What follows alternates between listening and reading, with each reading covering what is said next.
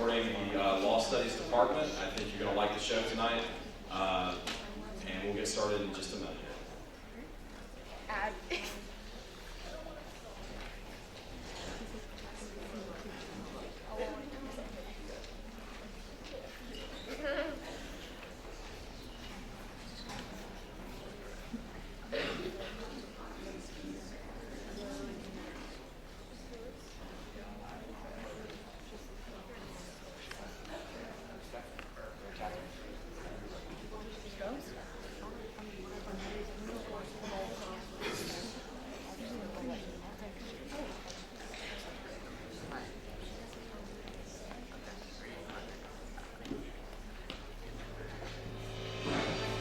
Hold fast to dreams.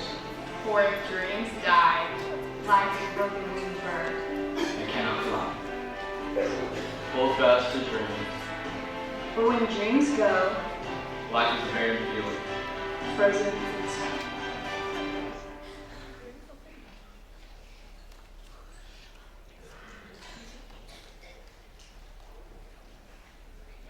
Good evening. My name is Marguerite Papa, and welcome to the second annual Flyers and Buyers Entrepreneurship Showcase.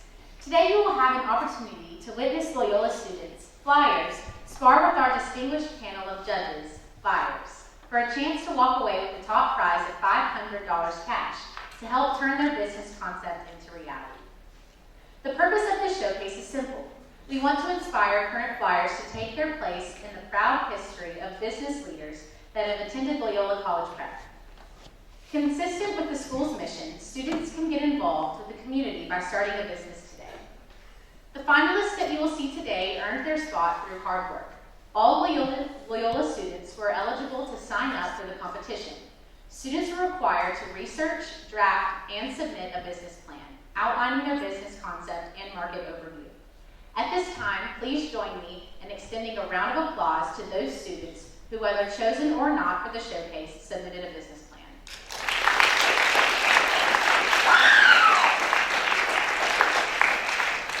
Submissions were narrowed to the 5 finalists who will present live today. Selection of the finalists was guided by the rubric that will be applied by the buyers, a combination of scores based on the styles of participation and viability of concept. Today, each finalist will have a chance to persuade the buyers why his or her concept should win first prize. The buyers may ask whatever questions they deem necessary to reach a decision. If a buyer finds a particular business pitch attractive, nothing is off limits. Are you excited? If so, give me 2 claps. Before we move on, please put your hands together for our generous sponsors who have made this event possible. Thank you, sponsors, for your generous support of Loyola College Prep academics.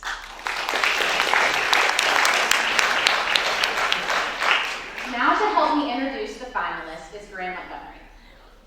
Woo!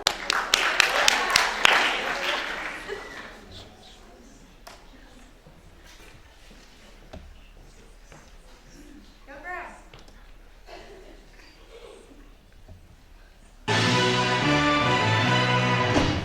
Ladies and gents, this is the moment you waited for. You're searching in the dark, your sweat soaking through the floor. And buried in your bones, there's an ache that you can't ignore. Taking your breath, stealing your mind, and all that was there was left behind. Don't fight it, it's coming for you, running at you. It's only this moment, don't care what comes after.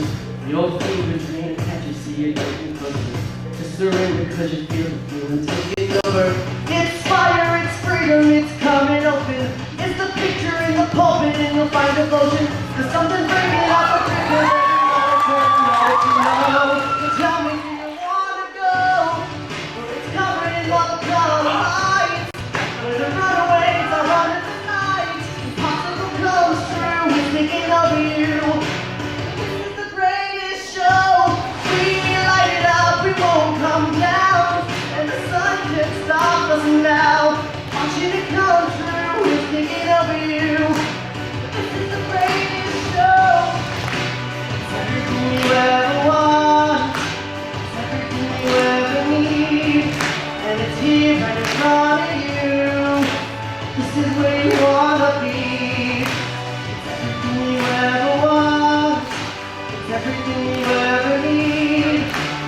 see right in front of you. This is where you wanna. This is where you wanna be. This is the greatest show.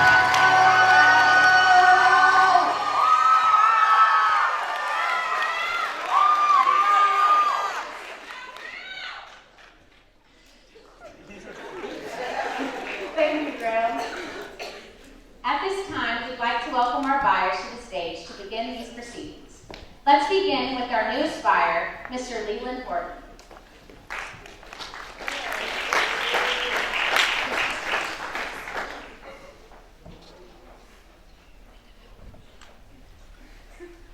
I have the pleasure of introducing Leland Horton this evening.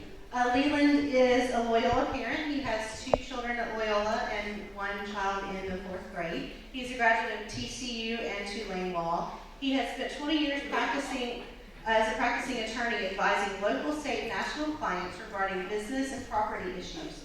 Leland says he prefers to advise clients when starting a new business, but usually ends up advising them after problems arise. Please welcome Leland Horton.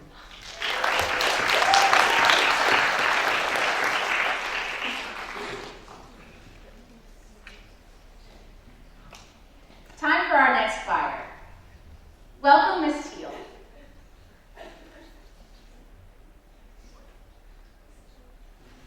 There have been a lot of wonderful moments in my career that I consider successes. One that stands out is an early success of mine. I was able to secure an interview with the NBA star, Magic Johnson. That story went on to win an Emmy Award and several other awards. Since that time, I think coming to the South. I was in Dallas, Fort Worth for many years, about 20 years, and came to Shreveport about a year and a half ago. While in Dallas, I was able to interview George Bush, who was then governor. So that's another highlight of mine, but there have been so many. What I love most about what I do is meeting people and having the opportunity to tell their stories. What led to my success, I believe, is perhaps the stubbornness and an unrelenting desire to succeed. Failure has never been an option. And as far as character goes, one of the things that I ascribe to is working hard. My mom used to tell me, if you work hard, you won't be denied. That's not always true. Sometimes you are. But it doesn't mean you work less the next time. You keep pushing, and you will come up with a win. If you give up, you never will. What I love about Flyers and Buyers is that we're seeing tomorrow's leaders today. They're embracing their idea, and they've got the courage to run with it. I've seen this in my own son. He's at Brown University now. He's in his junior year in college, and he's been pitching away at different competitions. Well, they finally have won, and they are launching their company. They do the pilot this January. And my goodness, for other students to experience the same, hey, let's get after it.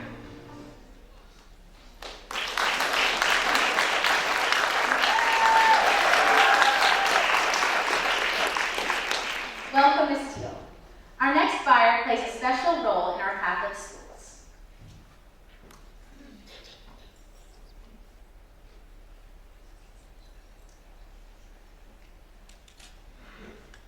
I think some of the greatest successes in my career are the students that have returned to express to me and to so many others what their education meant to them, what their experiences meant to them while at school, and hearing about what they're doing and what they're carrying on in their lives and in their children's lives.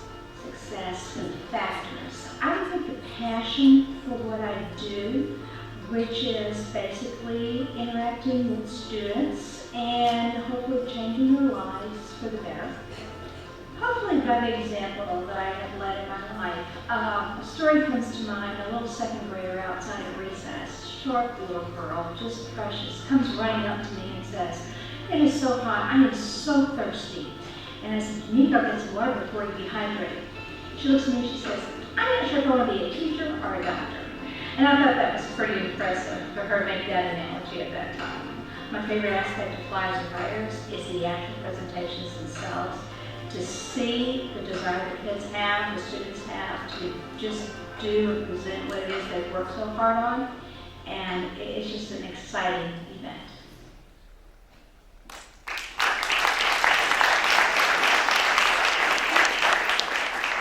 Nice to have you here, Sister Ann Middlebrooks, and we appreciate your involvement in this event. On to our next fire.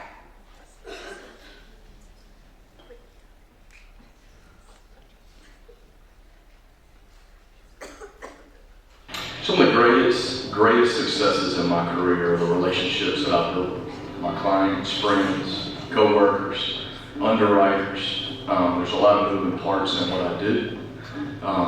Sticking to the fundamentals have helped me, and mainly the greatest successes are the relationships that I've built. Some of the factors that led to my success, or what you may call success, are sticking to the fundamentals. A lot of things that I saw as a child, people did in today's world. Sometimes it seems old school, but yet, you know, there are a lot of different ways to get things done. I like getting them done fundamentally and no shortcuts. I hope to inspire others by my career by being very consistent, by being available, to answer any questions. I've been doing it a long time. It's not easy, and you can't be great at it from day one. And so being consistent, having a pattern, being an example of what I do is how I hope to inspire students. My favorite aspect of Flyers and Buyers is to be able to get to look at a kid like you, a child like you, a student, to see where you are today, know you get to meet you, and then find out 10 years later, you know, you've gone from being this little egg into this chicken. And so that's what Flyers and Buyers, I get a lot out of it, just watching students be excited about any type of work aspect. But to put time in and effort in, and even doing this, is impressive.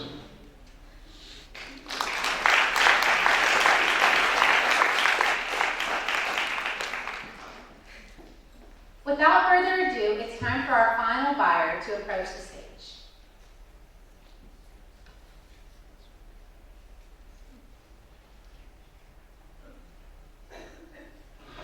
The great success of my career, I'd say, will be to run a few successful businesses, as well as have time to still with family and friends as well. So I'm not completely tied down to work, but also get to enjoy myself as well. Hard work and a little bit of luck. You know, you've always got to, if you're going to succeed in anything, you've got to work hard. But also feel like you have to have a little bit of luck on your side. To inspire others, I think you have to kind of lead by example. So, with some of the younger people that work for me and some of my children's friends, I like to show them what I've done and share with them the successes and failures on both sides. My favorite aspect of Flyers and Buyers is it gives the students at Loyola some real world knowledge of actually what it takes to run a business or start a business from scratch.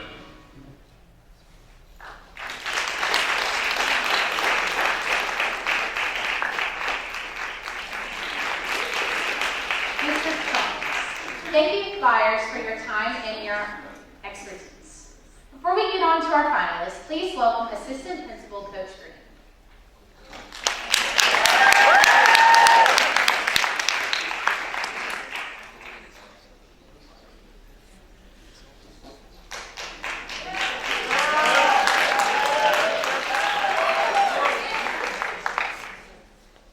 I really hate to be up here and take this money from these children. I really hate that, but I kind of got ripped off last year. I thought I had the best, I had some lotion, some foot lotion, and it just didn't work out. So I spent a whole year, have 3 things, and I hope we're recording this because these are 3 fantastic ideas that, and I'm sorry guys that are going to be up here next. But the first one is we have an engineering class. Mr. Meekins teaches, they do a great job. and we were talking about the Shreveport Barksdale Bridge, all the traffic and stuff. Well, I've got the solution. And it's going to sound funny. Mr. Meekins couldn't make it, but the birds that are nesting, I was going to take this money and buy some shotgun shells, and I was going to stand, and I'm going to shoot up in the air, and when the birds fly off, the engineering class is going to run up there and do a little work. I counted it was a minute and 45 seconds that the birds were gone, and then they could come up and do their work. I figured about 3 years we would have the bridge ready. So that's number one, and y'all just let me know which one of these y'all want to give me the money for. But it will be used for shotgun shells, the first part of it, until we get the financing. The second one is a book, and I've already got the name. Miss Basinger is here. She's our English teacher. And I think she'll tell you it's called Dawn. And it's about a lady vampire that lives in a small town. And she lives with her vampire family, and she falls in love with this other guy. It's a good one. Not a whole lot, but it sounds like a good idea. It isn't a good idea? Okay, well, number three, hold on. The other one is a lacrosse stick, and I had it, I pulled out of my driveway, it fell off, got a flat tire on this one, but it was, and it's got a little button you push, and it holds the ball, so you don't have to cradle it, you can just run with the ball, and it stays in. It's a heck of an idea. It really helps the lacrosse guys, so I'm telling you, whichever one, Miss Basinger, she's new, she doesn't really know. The book is good, it really would. Dawn is the name of it. I've already had some contact from Disney World about maybe doing a little section down there of the vampires. So, do I need to come and get my money, or can I? Well, I do have a couple of questions. Okay. I think these are great ideas. I mean, wow. You really spent a lot of time on these ideas. A whole year. That's a year. Yes, that's very clear. On the shotgun shells and Yes, ma'am. the eradication of the, what did you say for the birds there? Yes, ma'am. What are your plans then to make sure that the birds stay away? Are you concerned at all that the birds might return? Well, my shoulder's probably going to get sore. I'm going to have to practice. I figure about 24 boxes a day I should be able to get mine. We can get a little work done. Of course. You haven't quit your coaching job for any of these businesses? Not yet. No, not yet. Don't do it.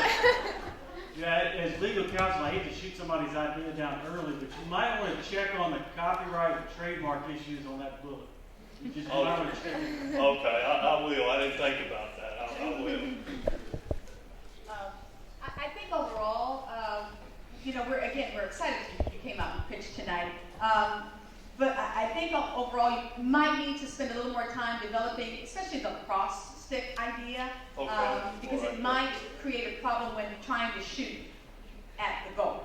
You got to if be something is holding you there. fast with that finger. You got to push that button. Yeah, push that. So the lacrosse stick, you think y'all think? Have you thought about the legal ramifications of the shoot at the birds on the bridge? Wow, I really had. I think if we point kind of toward the Century Bell, I think it won't go that And far. towards Bossier. Yeah, that's it. And all the lead go over there. Well, I'm going to work on the lacrosse stick. Okay, do I just pick up my check in the back afterwards? You need to write one. Oh, right this way. All right, I'm going to go back next year. I'm going to have something good. I promise.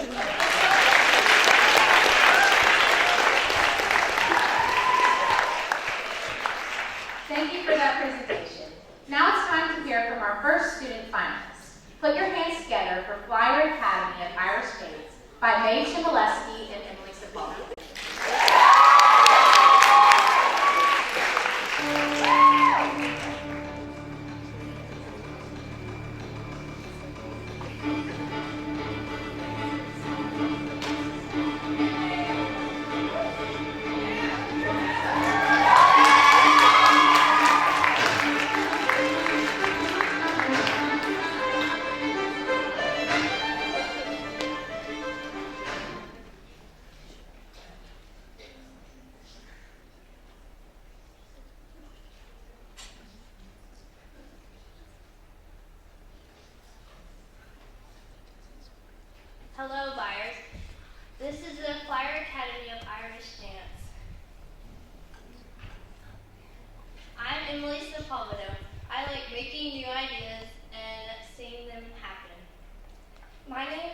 name's Shimoleski. I've been Irish dancing since the age of 3. And due to my dad's job, I've had to move around a lot. And despite that, I've still continued to dance. And I've always been pretty good at adapting to the new places that we moved to. But moving to Shreveport was probably the most difficult one because they don't have an Irish dance school where I could continue my passion. And so after being frustrated with driving to Dallas every other weekend to continue my classes, I decided what better way than to start an Irish dance school in Shreveport. So our mission, it's not really about the money, it's really about bringing this culture and my love to the Shreveport-Bossier area. And it's such an important part of other people's lives. People have dedicated their lives to performing and competing and really enhancing the Irish culture in other parts of the world. So when I first told a lot of people about this idea, they would laugh or kind of give me a puzzled look. What is Irish dance? I've never heard of it. Is that what leprechauns do? But it's really a lot bigger of a deal than you might think. In the southern region of the United States alone, there are thousands of dancers. In my recent competition at regionals, there were 150 under 14 girls. And they have ages 3 all the way up to 25, boys and girls. And the southern region of the United States is probably one of the smallest regions in the world. There are at least 50 regions of Irish dancers in Ireland alone. There are dancers in Japan, Poland, China, Germany, you name it. The organization that our dance school would belong to would be CLRG. It's the most well-known dance organization, and they have worlds every year in various parts of the world. And a lot of dancers go, the top 1% of dancers, which is about 5,000 dancers. So you can imagine how many dancers there are in the world trying to make it to that top spot. Okay, so Irish dance is for any age, male or female, but you want to be able to support this activity because it can be costly due to travel, competitions, and stuff like that. And then it can bring in revenue from Shreveport because when there's competitions here, people will be staying in the hotels, eating at restaurants, and it can bring in money for Shreveport and help the economy. Also, successful Irish dance schools usually have about 100 students, and they have about a few studios across the state if they're successful. Competition. Okay, so Shreveport, there are only 3 Irish dance studios, including ours, in Louisiana. 2 of them are in Baton Rouge. This Irish dance studio would be the only one within 150 miles of Shreveport. Irish dance is more unique and culturally different than the other common dance styles in Shreveport. Okay, promotion strategies. We could get traveling shows such as the Riverdance and the Lord of the Dance to come and just raise awareness of Irish dance and what it is. Irish Cayley is a kind of like group thing that dates back to the 17th century. You can get to know people, do dances, and then just listen to music. And we also offer free trial lessons to anyone who wants to try it out and see if they want to continue doing this. Our pricing was based off of not only my own experience with Irish dance schools, but also the prices of other types of dance in the area. So for beginners, it would have a flat rate of $80 a month. We would have classes every day. For novices, which is kind of a step up from beginner, it's where you're starting to get more serious, it would be $100 a month for 6 classes a month, so about once a week, and $15 for every additional class. The prelim and open champ, that's the serious level where you start going to majors. That's the level I'm currently at. It gets more pricey, $150 a month for 8 classes in the month. So that would be about 2 classes a week. And as our dance school grows, we would probably increase the amount of classes, including the price, because prelim and open champions usually practice 3 to 5 times a week. Private lessons would be $40 an hour because you're giving your student that one-to-one time with the teacher and helping them grow as a dancer. In about 5 years, we would gather $350,000 from this, Our expenses would be about $40,000. That would include the insurance, the rental of the studio, the utilities of the studio. And another expense would be having a registered TCRG, which is an Irish dance teacher registered with the organization CLRG. And according to the organization's rules, you do not need to have a TCRG to compete with teams, but once we got more serious, we would need to hire a TCRG to help with the solos.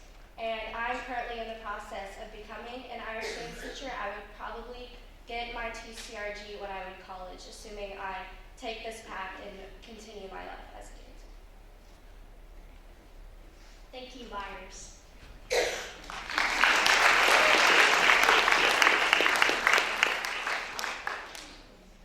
So is this something that you can go on and move on to college with, or is the dance something kind of outside of that? It's more of an outside thing. I believe there are collegiate dance teams, though it's not as common, and I have seen dancers, retired dancers who began their own companies of on-demand home lessons or traveling performance shows, but I think I would most enjoy carrying out Irish dance to the younger generations. Good answer. My question is, you mentioned, I see in here, there's fitness and you mentioned sport. Yes. Are these competitions that you would go to and take a team? We would definitely go to competitions. There was a running back for the Baltimore Ravens, Alex Collins. He would actually go to Irish dance classes to increase his coordination for games. Also, my brother, a member of the Loyola soccer team, has asked me strengthening exercises because it is a very intense sport. It requires a lot of focus and coordination with your feet. It's like intense ballet or tap. So yes, we would be going to competitions.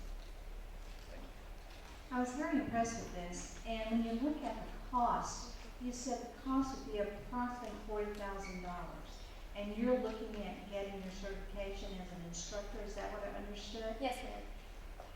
Before that happens, who would be the actual instructors, and how would that cost factor in? So I would probably instruct as the school is getting started, and my mom also has experience teaching beginners because she was an Irish dancer. And my teacher in Dallas is actually interested in coming over maybe once a month just to see how things are going and help me as a dancer know what to do as a TCRG and what teachers are really looking for when they're teaching their students. Do you have any particular expectation of when you got started, how many students per month you would need before you were profitable and able to pay your expenses? I believe it would take about 1 year to break even, which would have probably about 20 beginners, maybe a handful of novices, and we would do gigs around town just to raise money, do Christmas shows and St. Patrick's Day shows, and really start to raise the awareness in the community. Thank you. And considering your costs, have you also included the cost of the facility? Where might you hold these classes? Yes, ma'am. So there is a building for rent that I've seen every day when I drive to school, and it looks like the perfect place to hold a studio. So we looked into the cost for that per square footage and how much we would need. Also, there is a studio near the Air Force Base, which would be a good place for people like me who have moved from other places. It's a convenient location for that.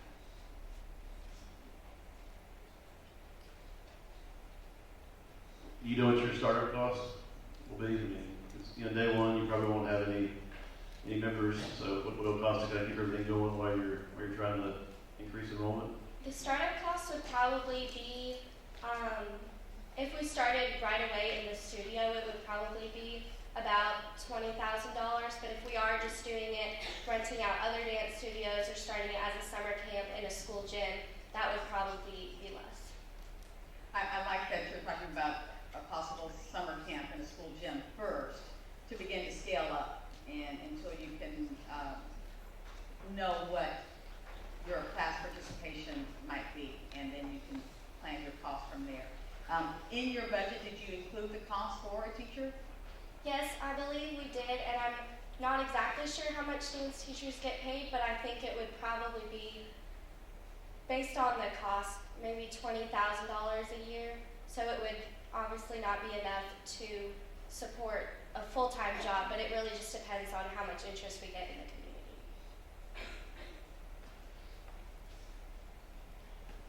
Given one of your stated goals is raising awareness and bringing a lot of these cultural enrichments to this area, have you given any consideration to whether this works better as a standalone dance studio, or whether this is a service you could offer to some of the existing dance studios? I believe from my experience, it's better as its own studio because it really becomes a big part of like ballet, professional ballerinas. And I have had friends who have tried doing ballet, tap, and Irish dance all at once, and sometimes the requirements from those different types of ballet, or dance, kind of conflict with each other. So it really, you kind of have to focus on one particular style of dance. Thank you.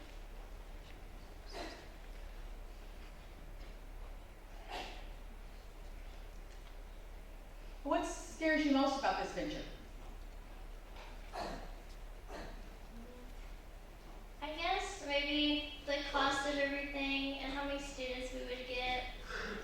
It seems like it would be something fun to do and run, and it seems like a good time. I also had friends who, where I lived previously, Irish dance was a big thing. They were very well respected.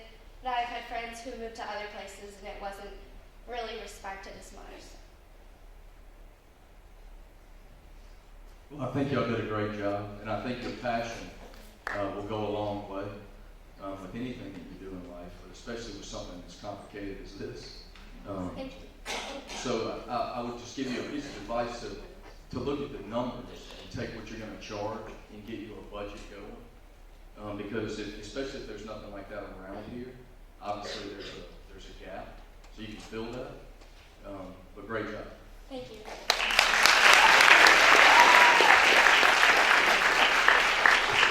Amazing job, girls. At this time, let's give a warm Loyola College Prep welcome for our second finalists. Charge Flex by Embeth Coyle, Aaron Crooks, Allie Thompson, and Henry Brooks.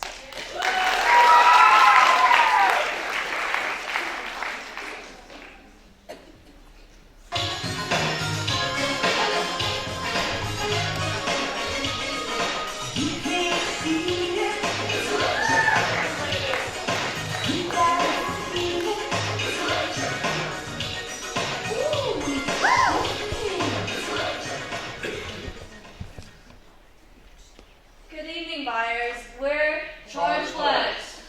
So Charge Flex is a business which seeks to solve a need in our community.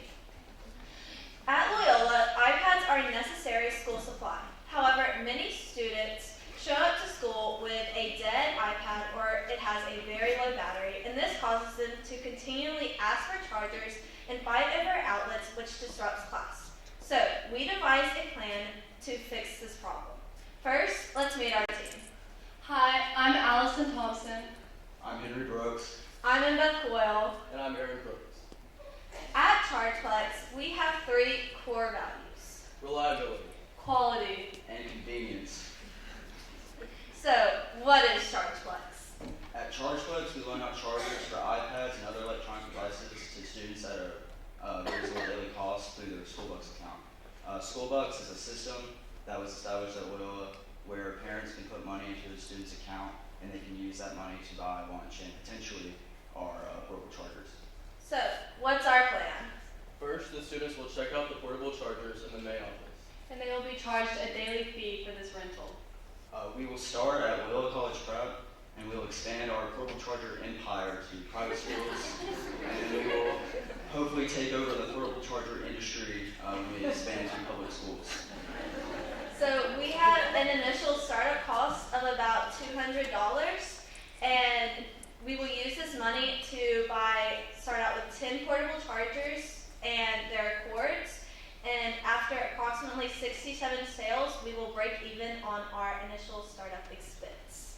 So, how much does ChargeFlex cost? The standard daily rental fee for the charger is $3. And then if the charger is not returned that day without notice, they're charged an extra $3 per day up to 5 days. And if they tell us the day of that the charger is either lost or damaged, then they're charged an extra $10 for the original. We will split up the money that we make in 3 ways. 70% will come back to the company, 20% will be split up between us, and 10% will go back to the school that is the service is being provided at. So, how can people find us? You can find us on Facebook and Instagram at ChargePlex. Now we're going to provide you with some cold hard data. So, we conducted a random sample survey amongst Loyola students. We asked them the following questions. 1. How often does your iPad die during class or you need to ask for a charger? 2. How often do you hear other people asking for a charger? And 3. If there were a portable charger you could rent based on the Schoolbucks account, would you? The results are as follows. 60% of juniors answered that their iPad dies or they have to ask for a charger at least 3 times per week. 100% of all students surveyed said at least once per week they hear other people asking for a charger. And 65% of students surveyed answered that they would in fact use a portable charger service. Thank you for your consideration.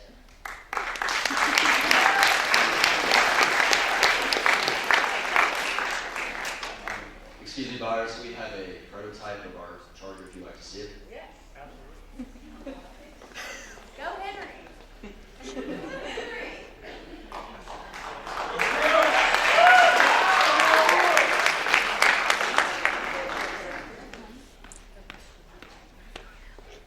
We'll also answer any questions or concerns you guys have. My first question is, what's the cost of the charger? The charger, so we're going to buy them in bulk because it's easier on that, and we'll be purchasing them from Amazon. And the entire inventory is around $183, and then our additional expenses will be used to buy like other things such as like a clipboard or something like that. So if you're buying in bulk, what's the number that you're looking at? So we're going to start out with we're going to buy 10 portable chargers, and that is about around $100, give or take. And then we're also going to buy the cords and the charging blocks so we can take them home and charge them ourselves so we can bring them back the next day fully charged and ready to run.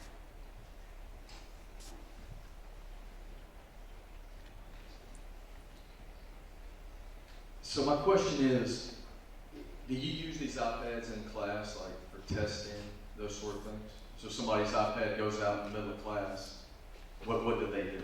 We take majority of our tests on the iPad. So if your iPad dies and you can't take the test or do your classwork that's been assigned to you.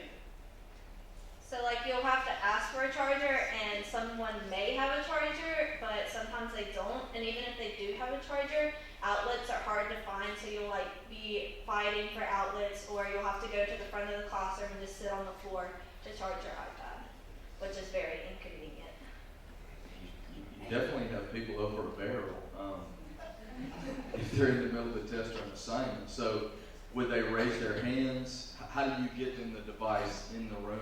You have all that set up. I'm trying to think of the logistics of it. So I think you would raise your hand and you would ask to go to the main office, and there you would do your Schoolbucks PIN number, and you do that on the machine, and then a portable charger will be given to you that you would return at the end of the day to the main Okay, office. my last question, when that charger goes in, do they have to wait? Or is it just like plugging it into the wall where it fires it up? So the portable charger, it's just we'll give you the portable charger itself and the cord, and it should start charging your iPad as soon as it's plugged in. Thank you. You're welcome. Yeah, there's nothing worse than that battery. So when you use this, does it charge up completely charge an iPad and a phone, and what's kind of the limitations of how much it'll charge? Yes. So I did research on it, and it should charge your iPad from 0 to 100. But then after that, is it out of juice after that? I think it should charge like a little bit more, but once your iPad is charged to 100, like it should last you for the rest of the day. Okay. And then how long does it take to recharge the battery pack? It's overnight, so I think it's about, each battery pack is 3 hours, but we would buy these plug-in things that you can plug into the wall with multiple outlets, so we can just start charging like multiple ones at once. You said you're buying in bulk and you're looking at purchasing 10 as a startup. Yes. Is that adequate? Is that enough? So we started with 10, and after we make our initial startup expense back, we were going to see if they're still making money, and if they are still making money, we would spend part of our revenue that we're making to buy 5 more chargers, and then we reassess if they're making money or if they're not. Yeah, I think also you want to make your second investment that multi-charger. In addition to 5 more. I love this idea. Thank you. I just think it's fabulous because you find what a person what's practical, what people need, and then you provide the service. So I'm a big fan of this idea, and I like your plan to charge through the school bus. It's a good plan. So it sounds like this is very well thought through. Even if you exhaust all 10 chargers in a day, you make some good money there. Yes, ma'am. So I've got nothing else but excitement and kudos to you on this. Thank you. Yeah, I agree. You're doing a great job of finding a need. The only question I have is on logistics. So when somebody comes in, puts it on their school bucks account, pulls their charger, how logistically are you going to track who has chargers and when they've been returned and that sort of thing? So we were going to get a clipboard, and each charger would have its number. And so what you would do was you would sign your name and you put the number of your charger on it, and then whenever you bring it back at the end of the day, you'd initial, and we check the chargers at the end of the day and check if the number's there. And if the number's not there, then we go track down the person or send them an email and ask where our charger is. All right, thank you. Just one thought. When you go to Walmart, you get a basket, and there's a wheel on the basket that if you go within a certain distance from the store, it'll lock or it'll beep or something. Maybe you can look at some kind of little GPS device that will track the chargers throughout the day, so that when they are missing or lost, maybe they could be recovered. Yes. And then would stay on the school campus that way. That is a very good idea. Thank you. Thank you. Thank y'all very much.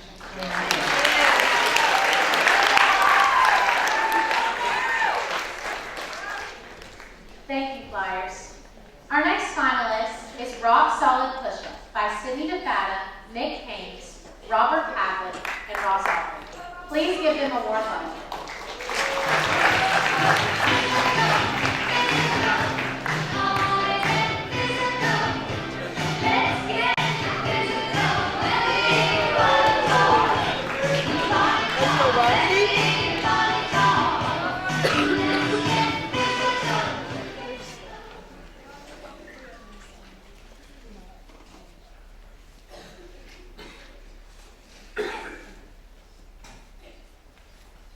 Good evening, Flyers. We are Rock Solid Push-Ups.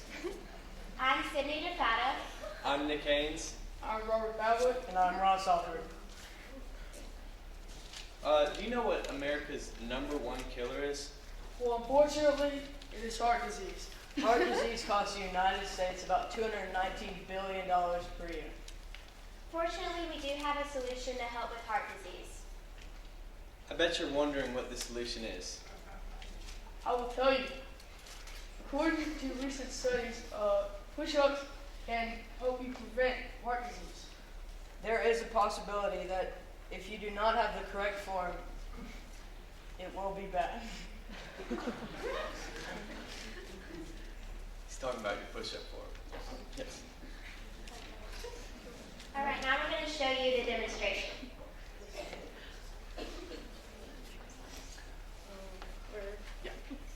Can y'all see okay if we do it right up there? Did you do it up there?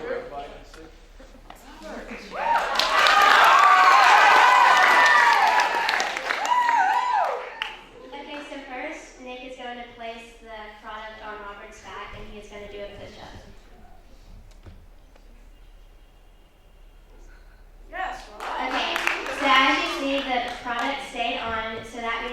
form was correct and that he most likely will not be injured. And now he's going to perform it doing it the wrong way.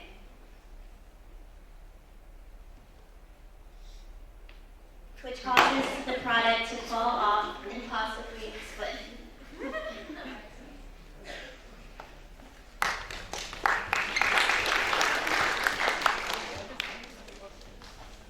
I'm sure you are wondering what our market is. Our market is huge. The fitness product sales will cost about $14.2 billion by the year 2025.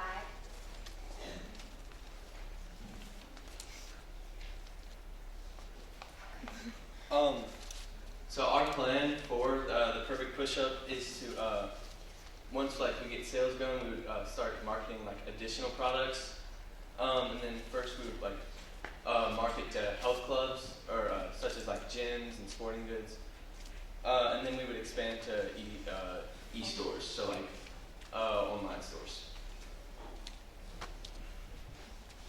Our product costs $39.99. And then additional weights you can add on will cost $5. Help us prevent heart disease today.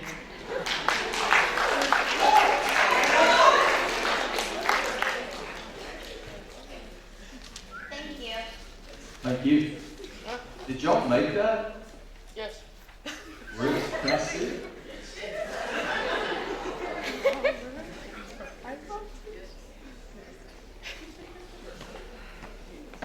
I think his sister ought to try it. And then, as you saw, like it fell off, or once he did the bad push-up, it fell off and break. It wasn't really break, but you can put it back together.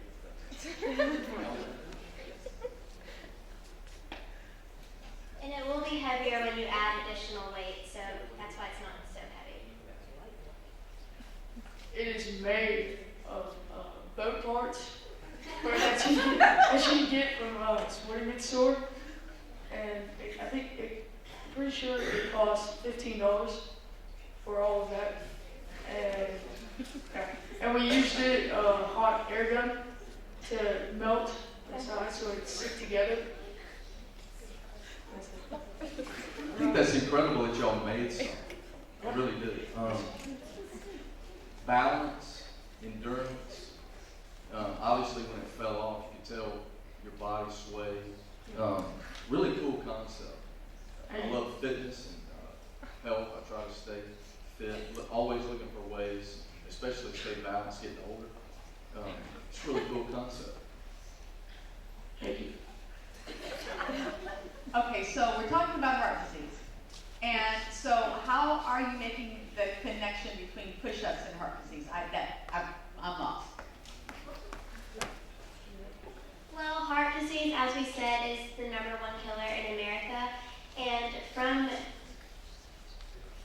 studies from the CDC, we have found that doing push-ups and any other exercise you can do, but we have found that push-ups benefit a lot, can help you not injure yourself doing the correct form as Robert did, and it can just help your health overall. I love this idea as well too. Is this the only prototype you have made right now?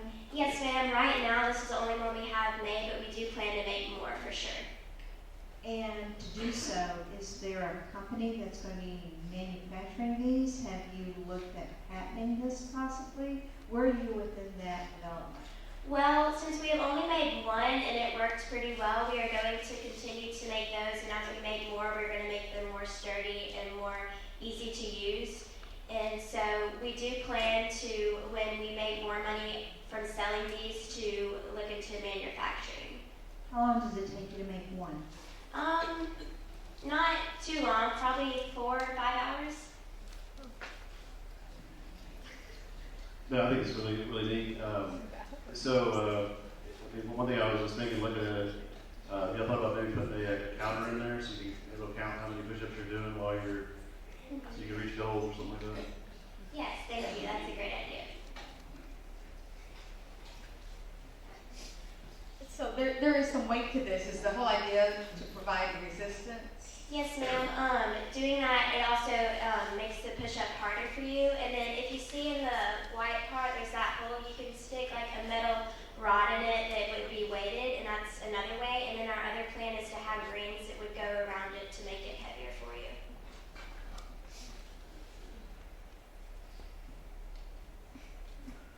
I know you mentioned that obviously this would be one of numerous products that you would develop if this worked out. Have you given any thought to what product number 2 might be?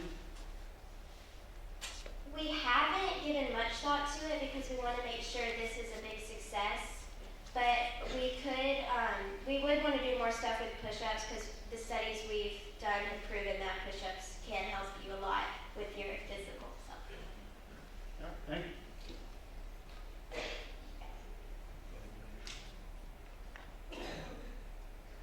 I read an article the other day that hotels, places people go on vacation, they're all putting units, and this was an actual bike, a stationary bike that was in a hotel room. Just in thinking about your marketing while you're researching, research that because that's something that could go into a closet, but yet it's very effective. So just think about that. How are you going to get the word out? What's your marketing plan? We're gonna use Instagram and other social platforms to also have a website too, and spread the word around school and other places. And also, her and his dad have gyms. And we're gonna sell them there and see if people like them or not. And to add on to that, Ross's dad has a majority of gyms around everywhere, so we would sell them there to get his clients interested and then to get their friends and family interested as well. I'm wondering what type of approval you would need for a consumer product point of view to take this to market. Because if it does fall and someone in some odd way injures themselves, help me out here. What's the requirement for you to take a product like this to market? We haven't really put this together, but we would probably, we haven't thought much about this. Okay, it's just throwing it out there as you grow this idea. Usually it just falls to the side, so if any object or anything is on the side, then you gotta be aware of where you want. You should have an open space. You should have an open space from doing this push-up and with this product. And it's also, it's really, I know it's hard, but it would just fall to the side if it falls. And what about a trademark so that no one steals your idea or duplicates it and takes all the money?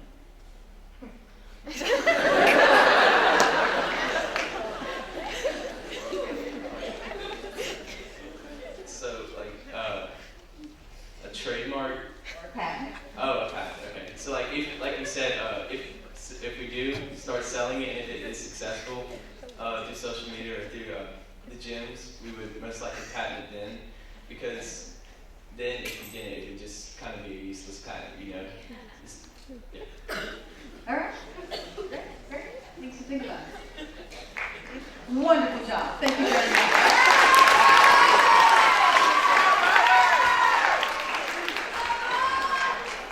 Let's give it up for our fourth presenter this evening, The Flyer Wire by Caroline Henry and Tiffany Sears.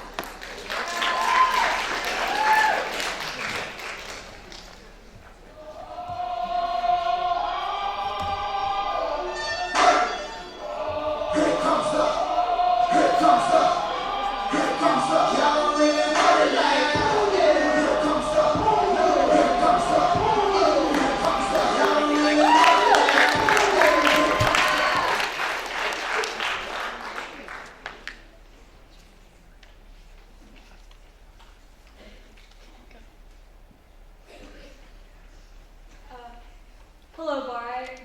we're the Flyer Wire, a Loyola podcast at last.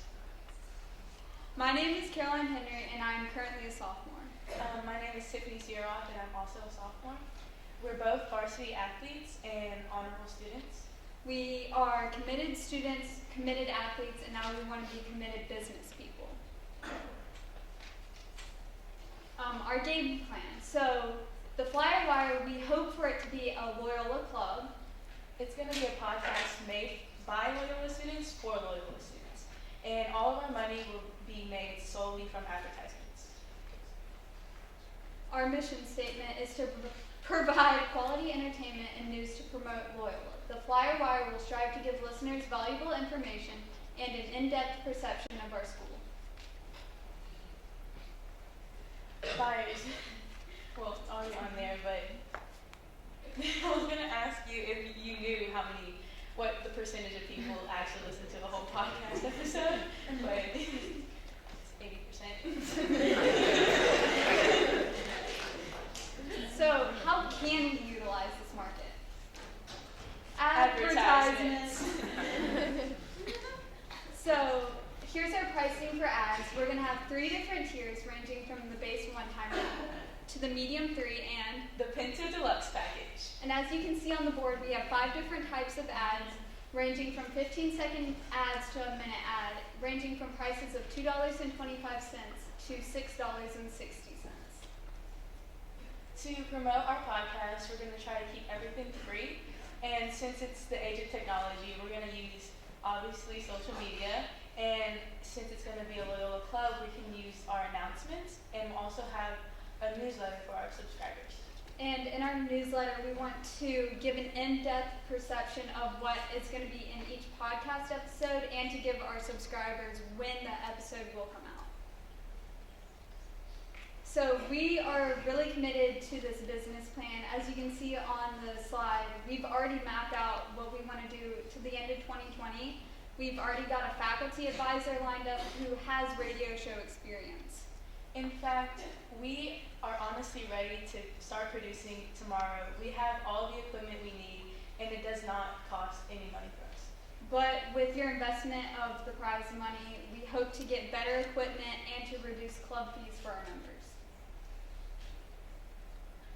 For our revenue model, we're here to gain exposure, and then next we're going to market our podcast using the promotions as we mentioned before, and lastly, we're just here to entertain. Thank you for listening. Do you have any questions?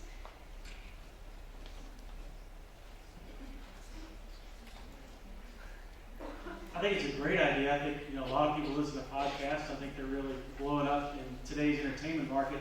Have you given a thought to kind of what the size of your market might be? Because usually when you're looking at advertising, you want to be able to explain, what your marketing numbers look like and what your audience looks like. Have you given any thought to that?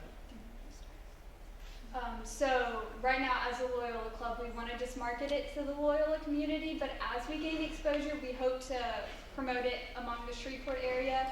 And if we get more exposure, then we can raise our advertisement prices, and then we can spread to getting billboards or actually marketing it in newspapers.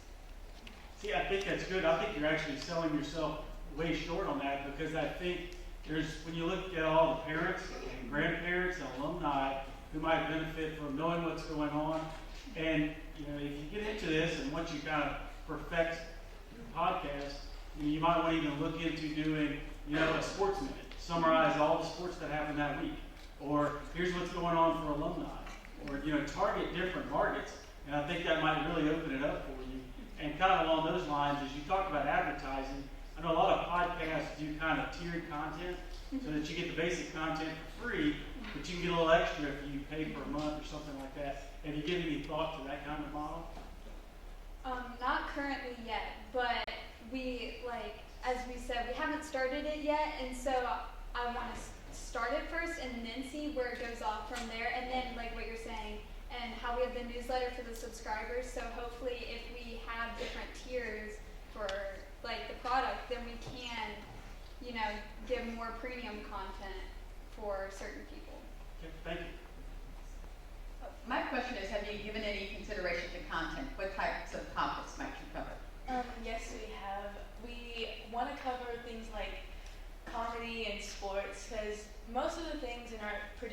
our school are just like the rundown, you know, just current events, but they don't really like relate to the students, like joke around with us or like, and we want to do things like making fun of Coach Landino or something. He's already let us like say that, so we can, but you know, and we want to do interviews like with parents, students, teachers, anybody here.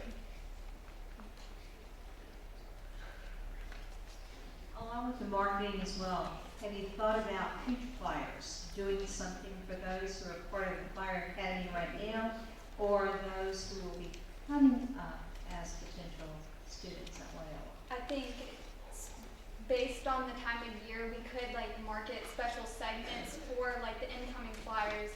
I mean, obviously, we don't want to do that as the school year starts because probably 8th graders aren't looking into high schools yet, but like come April, May, when like the decision comes, are you going to go to Loyola, Bird, Shreve, Magnet, that they can go, oh, I can listen to the Flyer Wire, and you get really like an in-depth perception of the school, and you get to listen to some people talk and be like, oh, I want to go to Loyola now. I think that would be great. Very interesting idea. Do you know if any other schools do this around here? Not that I've heard of.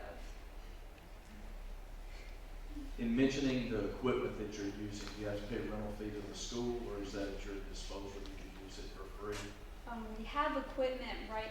It's like basic equipment, but we hope with if we get an investment or prize money that we can use it to buy like better mics, and that way we don't have to share it, and we can do it. We can be like, oh, we have a great idea for the podcast today, and we can go and record it during lunch. I think that's one thing that makes us different is that we're mobile and we can do it whenever, wherever. So you could go to football games, you could do special events that Yes. promote your school. Mhm. I think that's great. So you said you wanted to do comedy and sports. I just a couple days ago got to watch the show y'all put on. It's just pretty. It's funny. So is that the kind of content you have on there, stuff like that? Well, like with the show, it's more of like fabricated acting, but with this kind of thing, we would probably do more of like reality. Like more factual stuff? We want to bring some people on there with their permission to argue with each other, and I think that themselves, we've already had several people who are like, oh yeah, me and him, we've already decided we're arguing about basketball. Does it be something that's done daily or weekly or just when current events come up? Well, right now, definitely monthly, but we hope to get it at least twice a month. I have another question. You talked about advertisement and the cost of that. Have you thought about the work that it's going to take, and how do you go about actually making that transaction for those monies? It's not that much money right now, so probably easy like online, maybe like PayPal, Venmo, or just, you know, in person, like, because it's like you could give us a $10 bill and that covers the majority of the stuff on there. If you are to win today's competition, how else would you use the $500 prize? Well, besides equipment, we want to bring down club fees so our members won't have to pay as much, and that would be go to things like T-shirts or just like. And then another thing, I've looked into it. So right now we plan on producing the podcast on Spotify because it's completely free. But I looked into getting it on Apple, like, you know, the Apple Podcast app. And right now that's a monthly fee to get an RSM feed to get it online. So with the prize money, hopefully we can use it to get to that monthly payment so we can get it more accessible to people. What's the monthly? It's about $8.95 a month.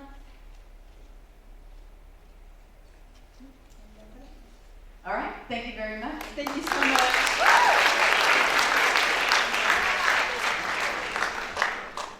How about that presentation? Last but certainly not least, it's time to introduce our last finalists. Rooster's Custom Cuts by Ross Elston.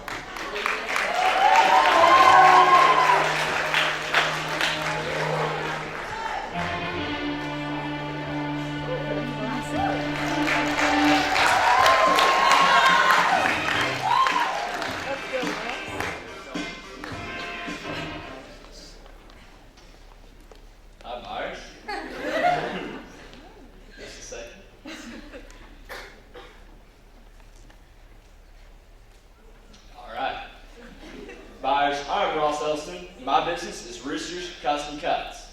You ever been inside a restaurant or outside a store, maybe at your buddy's house, you saw a sign like, it was something custom, you know you couldn't walk into Walmart and get something like that.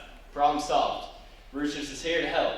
So, plasma cutting is the process of designing and then programming a machine that has a torch fitted to it to cut it out. If that doesn't make much sense now, I'll explain it later. But all you need to know is, if you can think it, I can cut it. Alright? Yeah.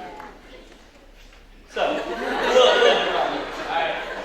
Like I said, I'm Ross Elston. I've had the nickname Rooster from a young age. I really don't know why. It stuck. I'm a senior at Loyola. I'm a SGA treasurer. And I'm a law studies student, which means I participate in mock trials. So, Rooster strives to deliver quality products at a reasonable price. It's pretty simple, but pretty important. So, let's walk through the process. I want everybody here to imagine Loyola's mascot, Snoopy. Right? You got his helmet, you got his nose, feet, you get it. So, I'll have that image in my head, and I'll get on my computer, and I'll draw it in a program called CAD-CAM. CAD-CAM is just a drawing software. It's pretty user-friendly. I know how to use it. So, after that, I will place a 4-foot by 8-foot metal sheet on the plasma cutting table, like in the picture there. Then, I'll basically adjust it to where it needs to be, get all the X, Y, and Z axes lined up, and I'll cut it out. So, y'all want to see what I cut? Yeah. All right. So, Snoopy.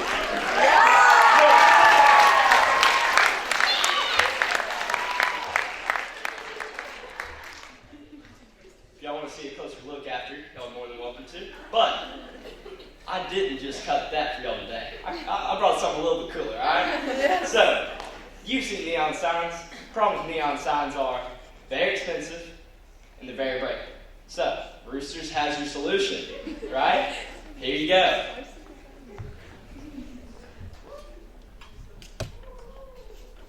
Boom.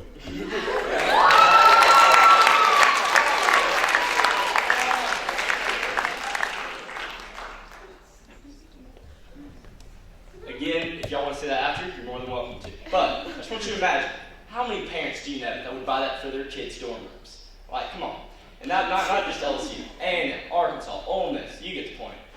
And how many guys would put it in their man caves for the game day? Light that sucker up, right?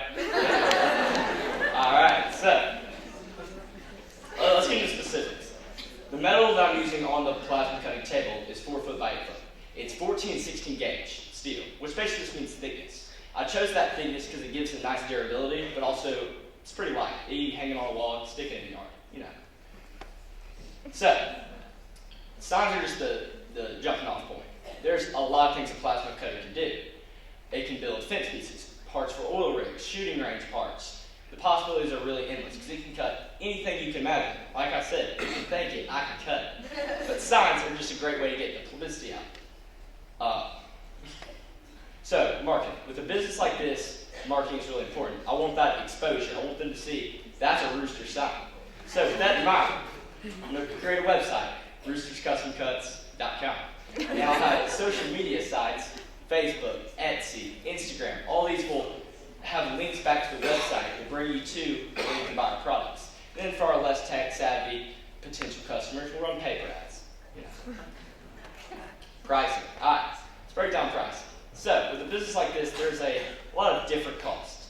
You have your material cost, your design cost, your worker cost, your rent, your electricity, your shipping, your finish. You know, there's a lot of different things.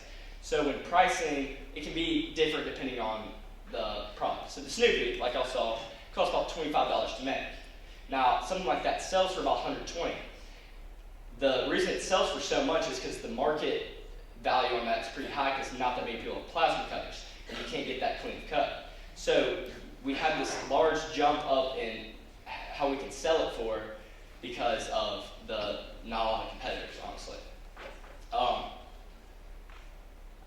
So this is all going to be coming out of a place I've found. It's a industrial warehouse. It has a plasma cutter for rent. It's in Southeast Shreveport on East Kings. And out of this, we can do commercial and residential work. It's pretty straightforward. Thank you. Any questions?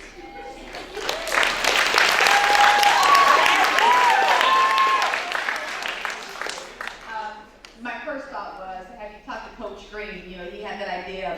around the birds. And I thought maybe you guys could get together, you have a concept for the shooting range too, maybe. That's something I'm definitely interested in looking into. I think this is a great idea. How'd you come up with this idea? Well, I learned, kind of apprenticed under a guy doing something like this. He doesn't do it anymore, but like, I was watching Flyers and Buyers last year. I was like, hey, you know, it'd be a good idea. Plasma cutting business. And here I am.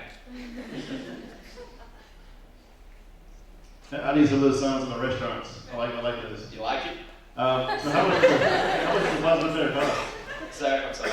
How much does it cost to rent a plasma cutter or to buy one?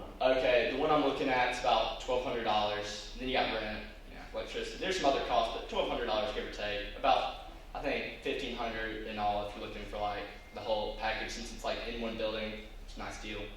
That's not bad. No. That's a month. Is that currently available to you right now? Yes. Generally speaking, how long does it take you to create one sign? Let's take Snoopy, for example. Yeah. Now, Snoopy is actually two signs, and they have an adhesive that are combining.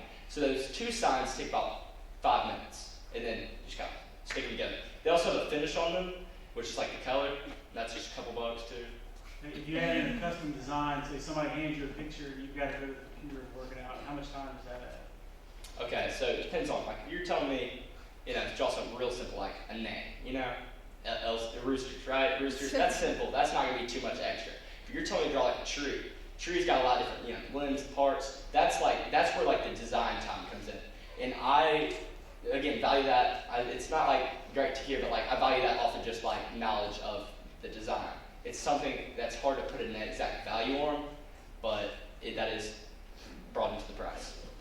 And generally speaking, how many signs do you think you can do in a week before you have to bring in somebody else to help with design or anything like that? I think starting out, I'm going to do a manageable amount, and then I'm not trying to skyrocket in my first year and get producing tons of signs. I want to get a slow build, get a nice base built up. So I think that it will be manageable. I won't need to bring someone else in. I think if I can get around 50 signs out a month, which I believe is doable, then I can make about 30,000 in my first year, which I feel like is a good starting point. Build up. Trying to do the math in my head. How many signs would you need to produce a month to meet this $1,500 requirement? Mind if I whip out my calculator real quick? Oh, it's taking about 2 seconds.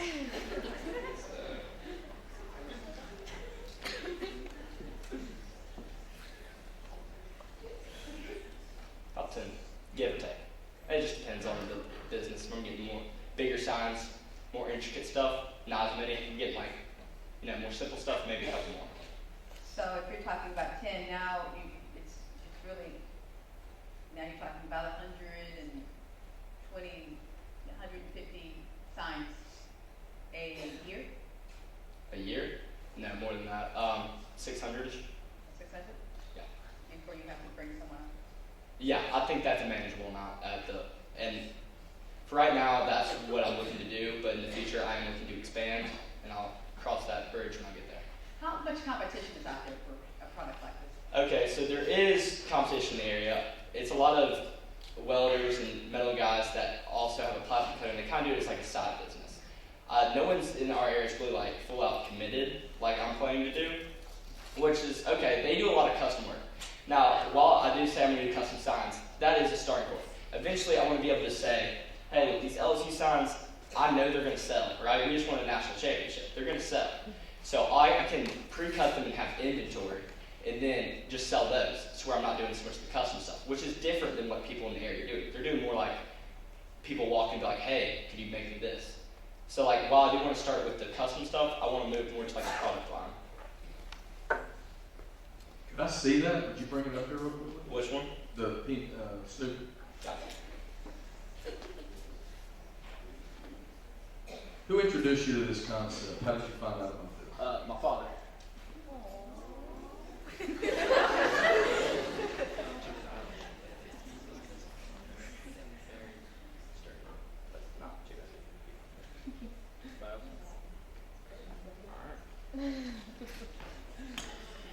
You're not going to be in competition with your dad, though, right?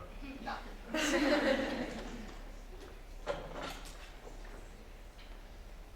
Great job. Thank you. Very good job.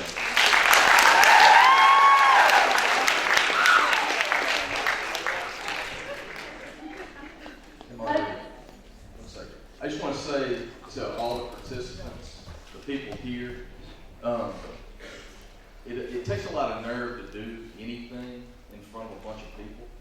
And for you guys to be in high school and have these concepts and ideas, I just think it's very impressive, not only for yourselves and your parents, but the school.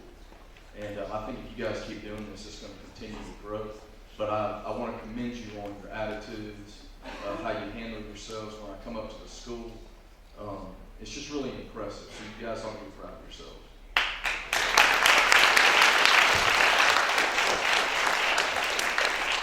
What a great job for our flyer finalists. One more round of applause if you don't mind. Our flyers have quite a job ahead of them. In the next few minutes, they will be discussing their scores with one another to settle on first, second, and third prize.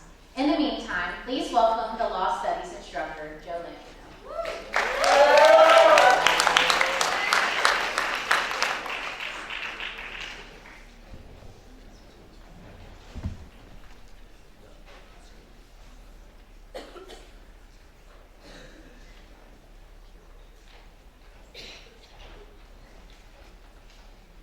How about one more round of applause for our Good evening. For those that don't know, I teach law studies at Loyola College Prep. We've been busy this year in the law studies program. Thanks to the proceeds, and this is our main fundraiser in the law studies program, the proceeds from last year's Flyers and Buyers, we were able to travel to Angola as a capstone to our study of our One School, One Book, Just Mercy. Next, we welcome lawyers of all different stripes into the classroom.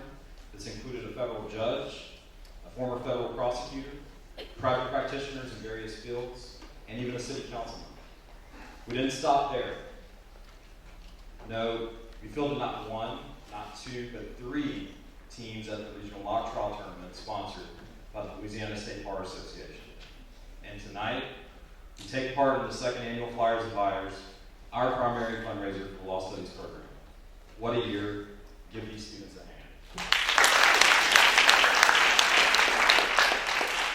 A night like tonight doesn't happen by accident. There are many to thank. First of all, I thank you for showing up. Without you, this event doesn't happen.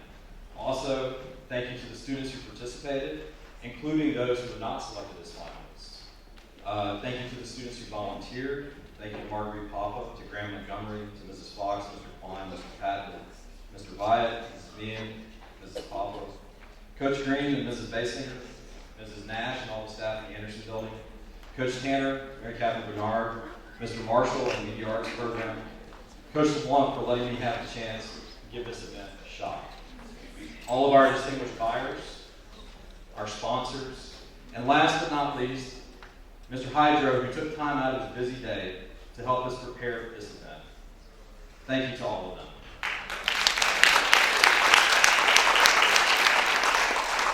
I'm so proud of our finalists. What a magnificent job they've done. It took a lot of courage to do what you did this evening. I hope you're inspired and see that you can do it. You can be a business owner, and more importantly, you can use that business to change the world for the good. Someone far holier and considerably wiser than myself spoke about the importance of overcoming fear. In his inaugural homily as Pope in 1978, Pope St. John Paul II said the following: "Do not be afraid. Open wide the doors for Christ. To his saving power, open the boundaries of states, economic and political systems, the vast fields of culture, civilization, and development. Do not be afraid. Christ knows what is in man. He alone knows it. Finals, regardless who wins, I encourage you to respond to this call. Be not afraid. Start a business. Change the world. you'll be better for it. Loyola will benefit from it. And hopefully, the world will be a little happier because of it. Thank you.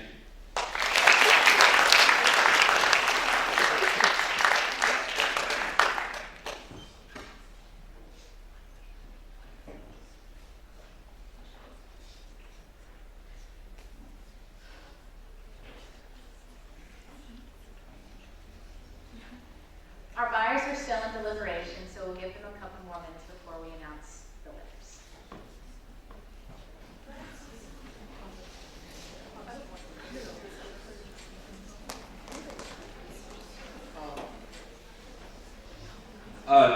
Also, in the lobby area, there are some flyers and buyers t-shirts, again, because this is an important fundraiser for the Law Studies program. If you're interested at all in buying one of those are $20. They have the Flyers and Buyers logo on the front, and they have our sponsors on the back of the shirt. So if you want to take a moment to do that, there's also a limited concession stand out in the lobby. So if you want to get a water, you want to get maybe a couple of things to snack on real quick, feel free to do that while we're kind of waiting here for a couple of minutes. Okay?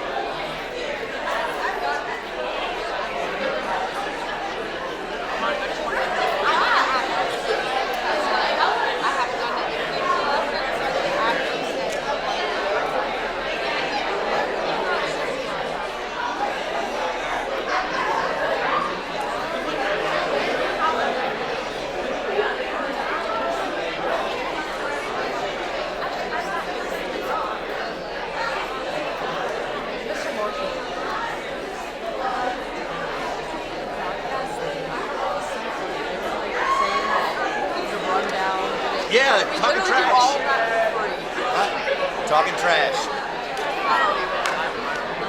And of course, the veteran radio person that they talked about, who do you think that is?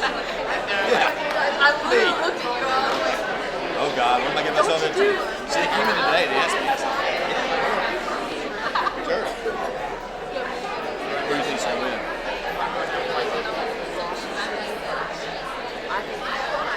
I think that the Charger thing's got a chance.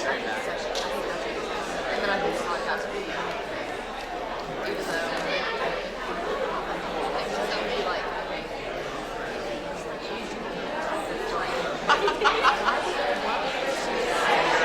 I was trying to find a really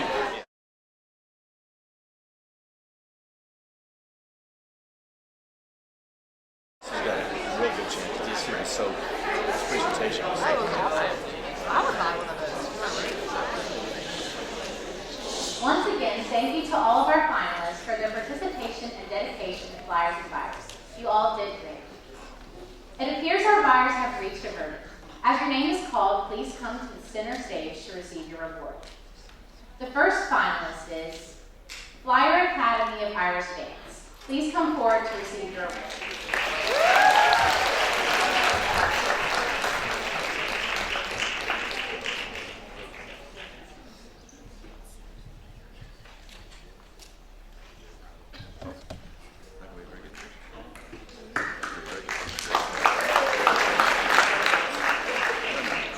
The second finalist is Rock Solid Push-Up. Please come forward to receive your award. So Robert.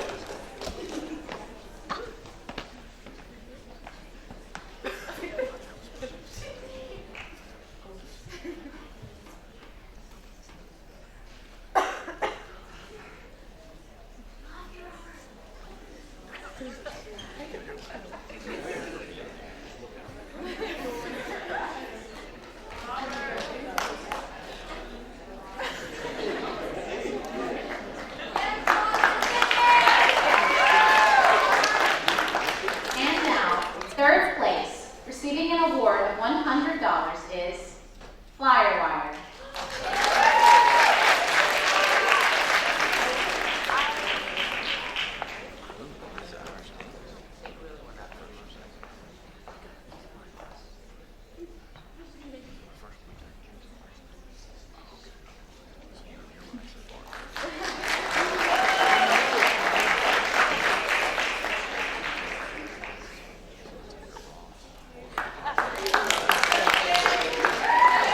And now, in second place, receiving an award of $250 is Roosters Custom.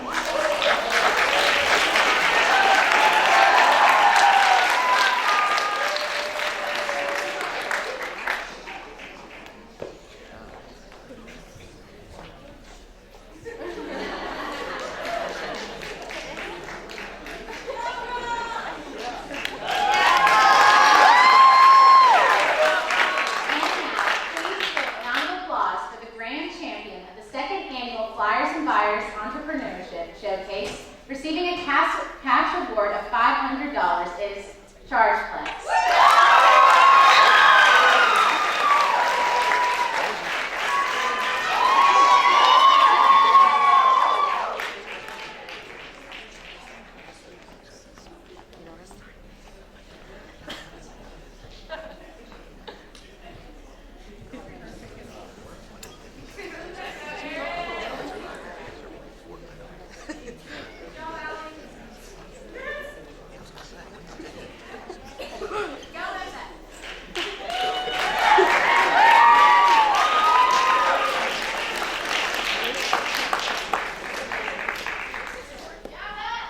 Congratulations to our finalists, and thank you to our panel of buyers. At this time, this concludes the 2020 installment of Flyers and Buyers. Thank you once again to our sponsors. We look forward to seeing you back here next year to see the leaders of tomorrow